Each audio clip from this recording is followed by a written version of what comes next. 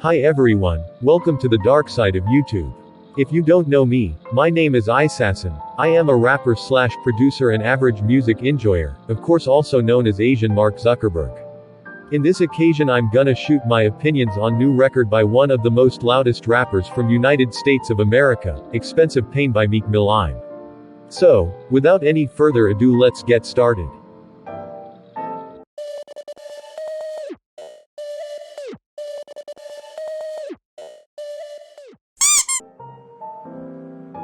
We start with the album cover first. The album cover looks so painful and corny. I mean, this is so raw and random. It's like you put so many elements, vector, PNG on the canvas randomly. Obviously this is bad, but not really bad. Even middle school kids can do this with the basic Photoshop, Canva, or PixArt tutorial on YouTube. Who knew that pain was expensive? Or had a price tag, for that matter? Behind Meek Mill's hardcore persona, he takes us on a rollercoaster ride filled with pain and hurt. In Love Train, you get a version of Meek Mill that seems natural and, dare I say, comfortable using various melodies. The song is powered by a very smooth, moody, and piano-heavy beat that immediately gives you the impression that he is ready to bare his soul. Throughout the song, you get to hear Meek vent about his failed relationships, but also express the wisdom he's gained from being in those situations. Fame must really be a drug, because if you listen closely you can hear him express how he's dealt with women in his life who have let the fame come between them. I think the highlight of the song is the second verse, where Meek cleverly compares a woman to a Rolex watch. While his logic made total sense, only rich people can relate to that reference. Meek displays what I believe is his most dynamic rap performance on the album here.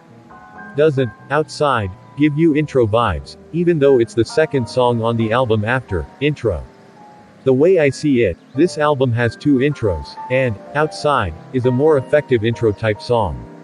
Damn, I've been talking about intros for longer than I expected. Okay, I'm done digressing now.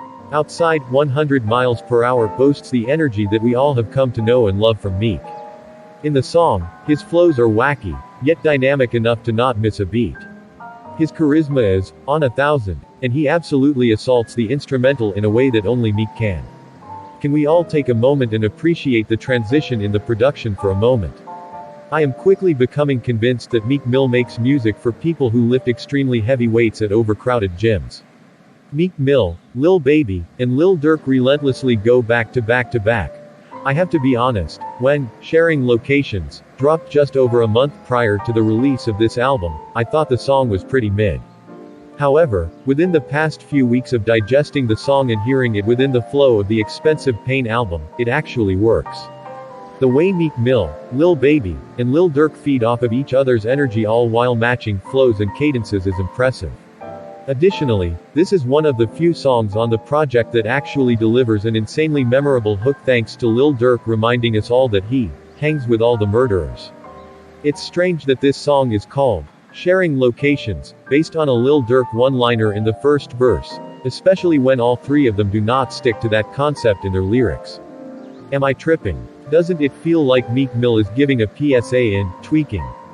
Tweaking features a soulful, boom bap, steady beat that seems tailored for Meek Mill to walk all over, in a good way. If you are a fan of nostalgic 90s R&B, then featured guest Vori mentioning that he likes the way you work it should almost immediately allow you to reminisce on Blackstreet's 1998 hit, No Diggity, If You Know, You Know. Side note, who knew Vori had bars? You get an inspired and triumphant performance from Meek in Tweaking. I feel, when he raps over beats that are scaled back, you really get a chance to appreciate the Philly rapper's lyricism. In the song, Meek raps about his twisted relationship with money, his widely known dealings with the law, and his passion for rapping. Overall, this song is fire. Meek and Ferg are the dynamic duo we didn't even know we needed. To me, FWM is the best song on Expensive Pain. Don't worry, I'll eventually explain why. If you heard the song, it should be very apparent, in my arrogant opinion law.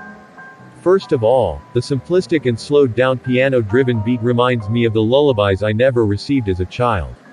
The beginning of the song lulls you to sleep, then once you are drawn in, here comes Meek Millie with the swagger to match. Somehow, the level of entertainment that Meek is able to display is both incredible and infectious. Also, A$AP Ferg was able to mesh perfectly on this song, making it one of the top collaborations on the album. Ultimately, Meek FWM is energetic, lively, and fits what I believe works the best for Meek's sound. This is a banger, so don't be surprised if, when you hear it in every strip club, nightclub, playlist, and gas station known to man. In the past few years, we've seen Meek Mill level up his business endeavors and acumen. We've also recently bore witness to him winning the Nelson Mandela Humanitarian Award for the social activism work he has been doing these past few years. The Reform Alliance, a criminal justice reform organization that Meek is the co-founder of, has been doing some amazing work in the community. Now that we got all of the positive energy out of the way, we can focus solely on this new Expensive Pain album. After listening to Expensive Pain, it appears to me that Meek Mill's motives throughout the album were not centered around evolution. Rather, we were hit with flows, subject matters, and song concepts that were predictable and a bit repetitive at times. To expand on that point a bit further, there was an extensive amount of songs that simply did not differentiate themselves from each other. I suppose I can't say that I am shocked. However, with an album called Expensive Pain, I was really expecting to hear a reasonable dose of maturity and depth in topics that would explain the concept of the album. From a production standpoint, there is a lot to enjoy with this album. We essentially got beats that were made to be hits. However, Meek's performances throughout the vast majority of the songs were not hit-worthy. While Expensive Pain does provide glimpses of what Meek does best, it fails to garner enough quality songs that would make the listener believe that this is some of his best work. I do see the potential for songs like Hot, Blue Notes 2, Angels, and Love Money to grow on me a bit with a few more listens, but only time will tell how those songs and the album will evolve over time. I bless this album with the score C. Feel free to comment down below what's your takes, and perhaps you can recommend me track or album that I can review in the next video. Hit the like or dislike button to rate this video. Thanks for watching, and please don't cry. I'll see you in the next video. Bye nerds.